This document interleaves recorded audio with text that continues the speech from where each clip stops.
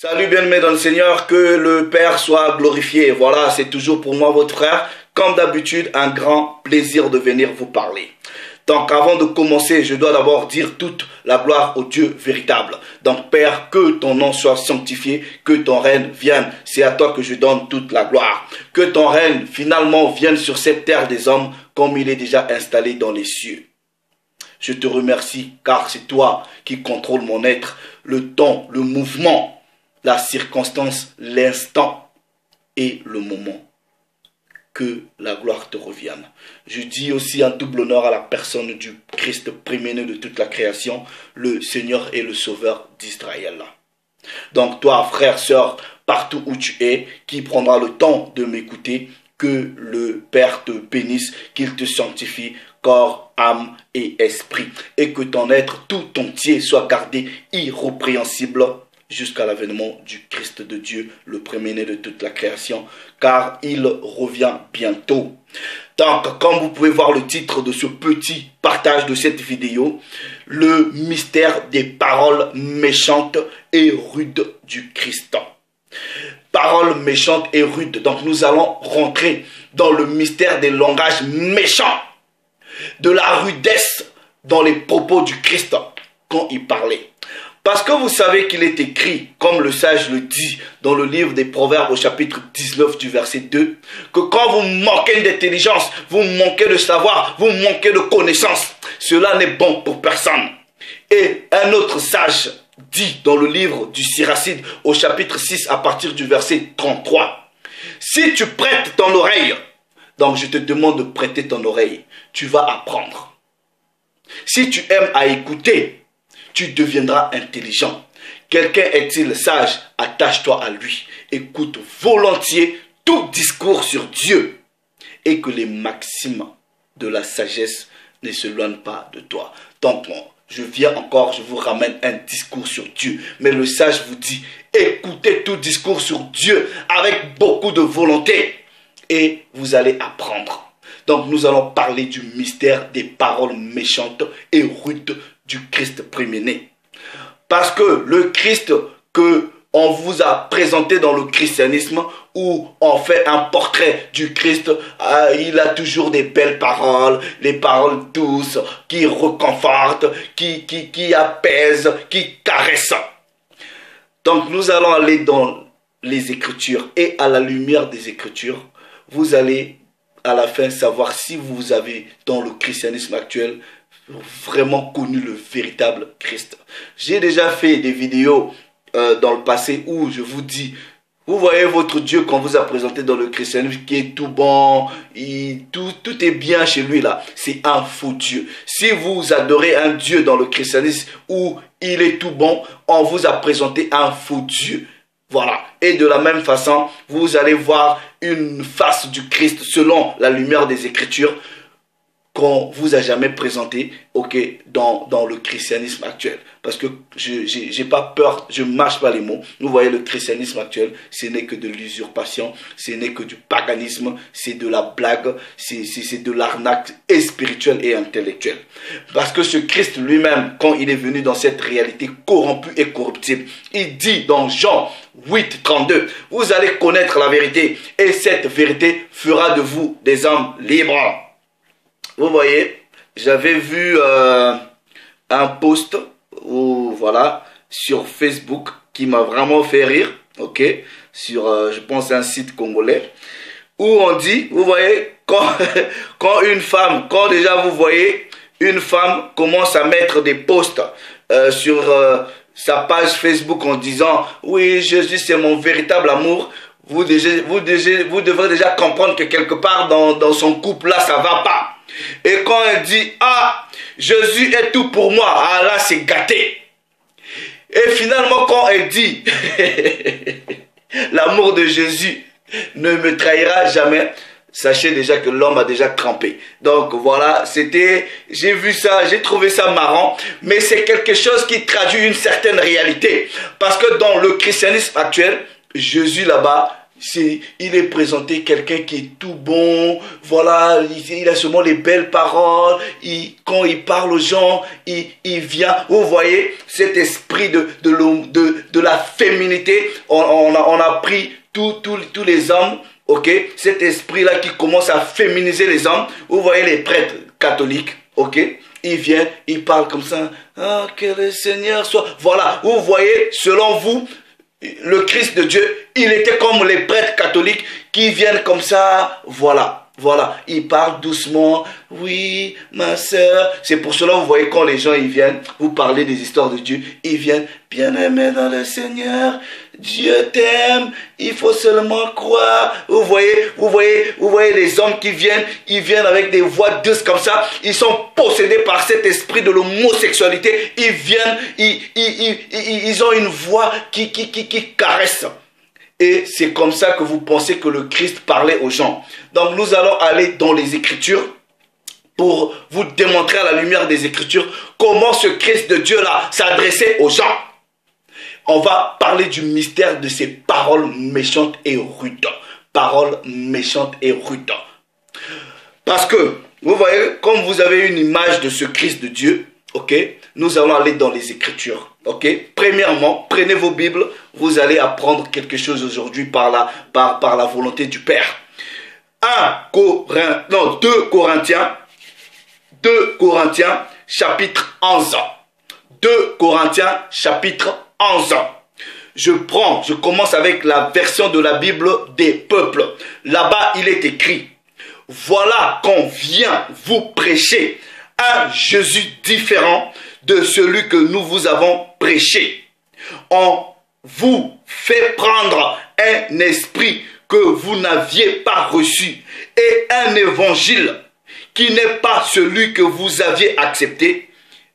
La suite, c'est quoi? Vous le prenez très bien. Donc, en réalité, Paul de Tarse ici donnait déjà une prophétie en disant que vous allez recevoir un autre Jésus. On va vous présenter un autre Jésus, ok, qui vient, qui est toujours comme ça, efféminé, tout ça là, qui parle toujours doucement comme un homosexuel. Vous allez recevoir un esprit où vous voyez des hommes qui viennent, ils viennent toujours, ils sont comme ça, comme des prêtres, comme des moines. Et vous allez recevoir un évangile, vous voyez l'évangile là, on vous caresse, l'évangile là, on vous dit des choses qui vous chatouillent. Paul de Tarse dans 2 Corinthiens chapitre 11, verset 4, avait déjà donné une prophétie en disant quand ces gens-là, quand ce faux Christ là va être présenté à vous, quand cet esprit démoniaque, quand ce faux évangile là va vous être présenté, c'est ça que vous allez accepter. Bible, parole de vie, là-bas il est écrit. Par exemple, quelqu'un arrive, il vous annonce un autre Jésus. Un Jésus que nous n'avons jamais annoncé. Vous voyez le Jésus tout doux, qui a toujours les belles paroles. C'est ce Jésus-là que vous avez reçu. Ok? Et on va vous prouver à la lumière des Écritures que c'est un faux Christ. Ou bien vous recevez un autre esprit. Un esprit que vous n'avez jamais reçu. Ou encore on vous annonce une bonne nouvelle que vous n'avez jamais reçue non plus. Et vous supportez très bien cela. Vous voyez votre image, votre caricature démoniaque que vous avez du Christ et même du Dieu véritable. Vous voyez, c'est des caricatures, c'est des images démoniaques. Ok, où tout est doux, tout est caresse, tout est des bisous. C'est complètement faux à la lumière des Écritures. Bible Albert Rillier, il est écrit, car si le premier venu prêche un autre Jésus. Le premier venu ici, c'est quoi? Comprenez que le premier venu ici, c'est une prophétie de ces Édomites-là qui vous ont fait croire que la Bible était leur livre. Ils vous ont ramené la religion chrétienne. Le premier venu vous a annoncé un faux Christ. Que celui que les véritables apôtres ont prêché. Ou si vous recevez un esprit différent de celui que vous avez reçu, ou un évangile différent de celui que vous avez accepté, vous y prêtez admirablement. Vous voyez votre Jésus aux yeux bleus avec les longs cheveux. Lui, c'est lui que vous avez accepté et vous l'avez reçu admirablement. Ça, c'est ce que la parole de Dieu vous dit. Ok? Maintenant, pourquoi je vous prends l'exemple de Paul? Pourquoi je vous prends l'exemple de Paul? Parce que Paul, il dit quoi dans la parole? Soyez mes imitateurs. Soyez mes imitateurs comme je suis l'imitateur du Christ premier-né. Donc, c'est qui un imitateur? L'imitateur, c'est celui d'abord qui observe. Il copie. Donc, il a d'abord passé par l'initiation. Il a vu comment le maître parlait. Bien que Paul de Tarse n'a pas vu le Christ comme ça. Mais le Christ, lui, est apparu par révélation sur le chemin de Damas. Mais Paul, il dit ici, soyez mes imitateurs. Donc, quand Paul recevait l'initiation spirituelle du Christ, Christ lui montrait des choses. Il dit, Paul, quand tu vas prendre le ministère, c'est comme ça que tu vas t'adresser aux gens. C'est comme ça que tu vas commencer à leur parler. Et c'est pour cela, Paul de Tarse vient et dit, soyez-en mes imitateurs. Donc, copiez-moi comme moi j'ai copié le maître. Pourquoi Paul, il dit? Parce que le sujet ici, c'est le langage. Est-ce que Paul de Tarse avait le langage doux? Est-ce que Paul de Tarse avait un langage caressant? Est-ce que Paul de Tarse avait un langage qui mettait les gens à l'aise, un langage romantique? Parce que vous, dans le christianisme, votre Jésus, c'est un Jésus romantique. C'est la romance, c'est l'amour, c'est les bisous. Est-ce que Paul de Tarse avait ce même langage? Car lui-même, il dit qu'il est imitateur du Christ. Nous allons apprendre cela. 2 Corinthiens, le même livre de Corinthiens, mais au chapitre 11 du verset 6. Je prends la version de la Bible, le maître de Sassy. Là-bas, il est écrit. Vous pouvez télécharger sur Internet si vous n'avez pas cette version. Comprenez, là, on va rentrer dans le mystère du langage du Christ. Le véritable langage que le Christ utilisait, même les apôtres. Bible, le maître de Sassy, il est écrit dans 2 Corinthiens chapitre 11 verset 6. Si je suis grossier, Paul il dit il est grossier. Si je suis grossier et peu instruit par la parole, ok, c'est-à-dire par le langage, il n'en est pas de même pour la science. Est-ce que vous comprenez les mots? Il dit, pour vous, je peux être grossier. Pour vous, je peux être, je suis moins, dans d'autres versions, on dit moins éloquent. Pour vous, je peux être peu instruit. Quant au langage, les mots que j'utilise, les expressions, je peux peut-être paraître vulgaire devant vous. Mais quand il s'agit de la connaissance que j'ai, non, je ne suis pas grossier. Je ne suis pas un vulgaire. J'ai une intelligence pure et grande. Bible Martin, Bible David Martin, là-bas il est écrit que si je suis comme quelqu'un du vulgaire par rapport au langage, je ne le suis pourtant pas en connaissance. Donc Paul il dit, je peux être grossier en vous parlant, mais quand il s'agit de là, c'est-à-dire mes paroles que je peux sortir peuvent être vulgaires, ok, peuvent être choquantes, mais la connaissance qui est derrière, vous ne pouvez pas vous mesurer à moi. C'est ce que l'apôtre dit ici. Bible King James, version française, il dit, même si je suis rude, la rudesse, quant au langage, mais non quant à la connaissance. Donc Paul il dit, je peux être rude, je peux être méchant, grossier quand je vous parle. Mais la grossièreté, la rudesse, ça n'a rien à voir avec la connaissance que je vous livre. Donc Paul il disait quoi? Il dit, je peux venir vous dire des choses, ça peut vous choquer, je peux être méchant avec les propos, mais la connaissance qui est derrière, elle n'est pas méchante. Elle n'est pas méchante. Maintenant, Paul il dit que lui, il est imitateur du Christ. Maintenant, on va rentrer dans la profondeur pour voir si son maître lui-même, le Christ de Dieu, avait des propos rudes, des paroles méchantes. Jean chapitre 6. Jean chapitre 6. Ok? Le Christ parlait. Je vais vous expliquer le contexte. Il parlait. Le Christ avait beaucoup de disciples avant de sélectionner les 12. Il parlait. Et parmi ces disciples, il y en avait beaucoup. Il y en a qui n'ont pas pu supporter les paroles qui sortaient de la bouche du Christ. Ils ont déclaré, ils n'ont pas pu supporter.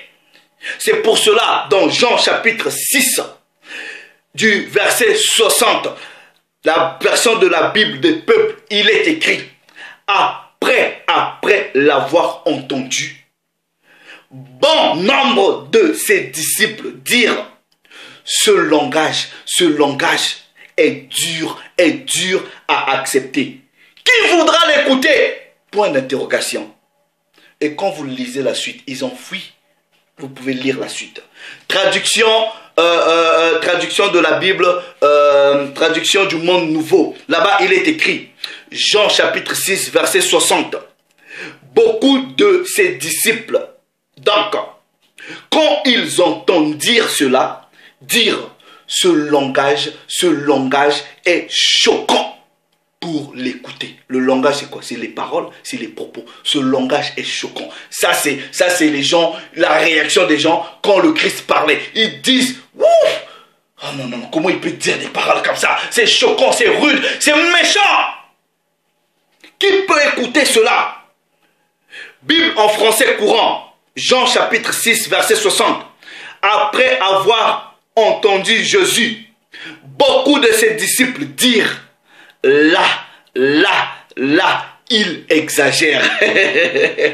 Comment admettre un tel discours? Ils ont dit, il exagère. Dans d'autres traductions, on dit, le langage est choquant et rude. Bible de la liturgie. Beaucoup de ses disciples qui avaient entendu déclarèrent, cette parole est rude. Qui peut l'entendre? Donc, pourquoi on vous parle de rudesse, on vous parle d'exagération, dire là il exagère, c'est-à-dire de méchanceté dans les propos. Mais vous là, votre Jésus à vous, c'est toujours amour, c'est toujours, il fait des bisous, c'est toujours des caresses. On vous dit, il avait des paroles méchantes, rudes, des paroles choquantes. Mais pourquoi le Christ de Dieu avait des paroles choquantes, rudes? Et pourquoi Paul de Tarse a copié la rudesse du Christ? Vous allez comprendre maintenant, on rentre dans, on va révéler le mystère. Tout simplement parce que le Christ de Dieu, c'est lui la parole de Dieu. Selon le premier chapitre de Jean et selon Apocalypse chapitre 19 du verset 13, son nom est la parole de Dieu. Ce Christ-là qui est la parole de Dieu, qu'est-ce que la parole de Dieu fait? On va aller dans Hébreux chapitre 4, verset 12, version de la Bible second 21. Là-bas, il est écrit, en effet, la parole de Dieu est vivante et efficace. Donc le Christ qui est la parole de Dieu, on vous dit que la parole de Dieu est vivante et efficace. Et qu'est-ce que cette parole fait? Elle est plus tranchante que toute épée à double tranchant, pénétrante jusqu'à séparer âme et esprit. Est-ce que vous voyez la scission? Quand la parole de Dieu rentre dans vos vies, quand vous écoutez la parole, elle doit vous diviser, elle doit... Vous voyez la parole de Dieu, quelqu'un qui vient vous prêcher la parole de Dieu, vous êtes à l'aise avec, vous rigolez, ça vous fait plaisir. Ça, c'est pas la parole de Dieu. Parce que la Bible vous dit que quand la parole de Dieu elle est efficace, elle est tranchante comme une épée à double tranchant, et quand elle rentre dans la vie d'une personne, vous devrez vous sentir secoué. Est-ce que vous comprenez? Parce que vous voyez les jointures, ok? Vous voyez là il y a des jointures au niveau des genoux, mais on vous dit ça sépare, ça sépare. Si on vous prend, on vous brise même le bras, vous pensez que vous allez rigoler quand on vous brise le bras? Non, vous allez pleurer, vous allez pleurer. Bible des peuples, on vous dit, Hébreux chapitre 4, verset 12, car la parole de Dieu est vivante et efficace, plus pénétrante qu'une lame aiguisée sur les deux bords. Moi j'aime les mots, Elle atteint là où se séparent l'âme et l'esprit, les jointures et les nerfs.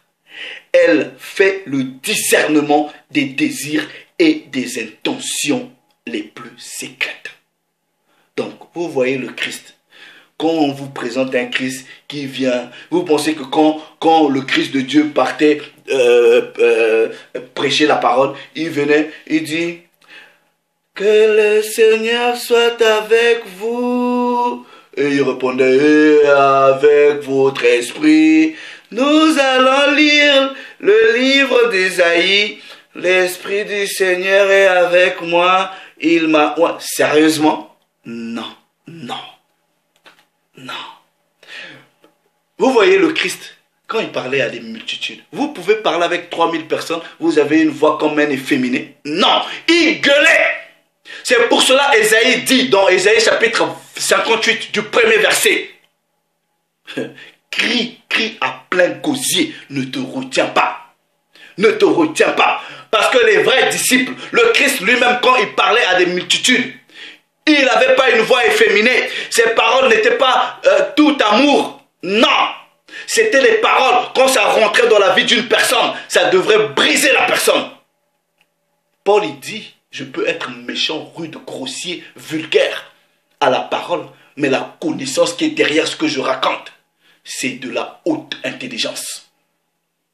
Vous voyez, le Christ, vous lisez même Matthieu chapitre 15, je pense, avec la femme cananéenne, ok? Matthieu chapitre 15, ok? On va aller dans les Écritures. Comment est-ce qu'il a traité cette femme-là, ok? Il a traité de chienne, ok? Bon, pas elle, mais il a traité les gens du peuple de cette femme de chienne. Regardez, Matthieu chapitre 15, Matthieu chapitre 15, je lis à partir du verset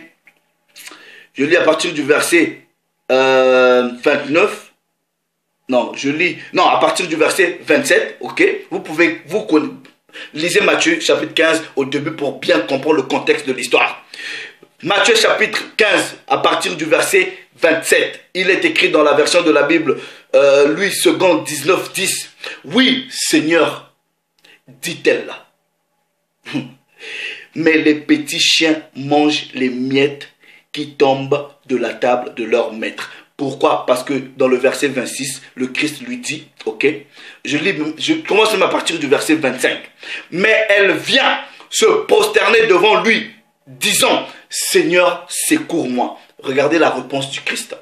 Il répondit, il n'est pas bon de prendre le pain des enfants, ok, et de le donner aux petits chiens. Qui sont les petits chiens? Aujourd'hui, si je vous dis, ouais, vous êtes un chien. Déjà, vous voyez avec vos histoires là de Snapchat où vous vous transformez, surtout les femmes, vous êtes des chiennes parce que vous avez l'esprit de la prostitution dans vos réseaux sociaux là qui vous a possédé. Vous faites, je sais pas quoi là, vous montrez des langues, vous êtes des démoniaques, vous séduisez les gens. Voilà, si je vous dis que vous êtes des chiennes, vous pensez que je vous insulte directement. Non, je dis l'esprit, j'insulte l'esprit, j'insulte même pas, je dénonce l'esprit de la prostitution qui vous anime, qui vous pousse à accepter des applications démoniaques comme ça, où vous venez vous transformer en chien, en lapin, des animaux qui sont liés à la prostitution et à la séduction. Mais le Christ a dit, il n'est pas bon de prendre le pain des enfants et de donner aux chiens. Il a dit, il a traité, il a qualifié une catégorie de personnes comme des chiens. Est-ce que là, c'est des paroles douces? Non, non, ce n'est pas des paroles douces. Est-ce que vous comprenez? Donc, quand on vient, on vous présente un Christ que les apôtres ne nous ont pas présenté. Quand on vient, on vous fait posséder d'un esprit que les véritables apôtres authentiques n'ont pas reçu. Quand on vient, on vous annonce un évangile où, dans cet évangile, Jésus parle toujours bien, toujours doux. Vous l'avez reçu et admirablement. Non, ça c'est un faux Christ. Ok? Certes, il avait des moments où il parlait avec douceur, mais il avait des moments, et pour la plupart du temps, ok, il parlait avec rudesse, avec méchanceté, dans la parole. Parce que la parole de Dieu, elle doit pénétrer, elle doit trancher. Donc, si vous avez à l'idée votre Jésus qui est toujours comme ça, vous avez connu le fond. Vous avez connu le fond. C'est pour cela lui-même il dit, vous allez connaître la vérité. Et la vérité va vous rendre libre. Libre du mensonge, du faux christianisme établi par les Édomites et la synagogue de Satan. Libre de tous les mensonges qu'on vous a déjà ok, fait avaler depuis que vous êtes même des enfants. Frères, sœurs, prenez le temps de vous asseoir, d'étudier votre Bible et de prier que Dieu vous ouvre les esprits. Parce que dans le christianisme actuel, vous vous faites conduire par des aveugles. Ok, eux-mêmes, ils connaissent rien. C'est pour cela le Christ dit, est-ce qu'un aveugle peut-il conduire un autre aveugle? Vous allez tomber dans la fosse. Le Père s'est encore glorifié.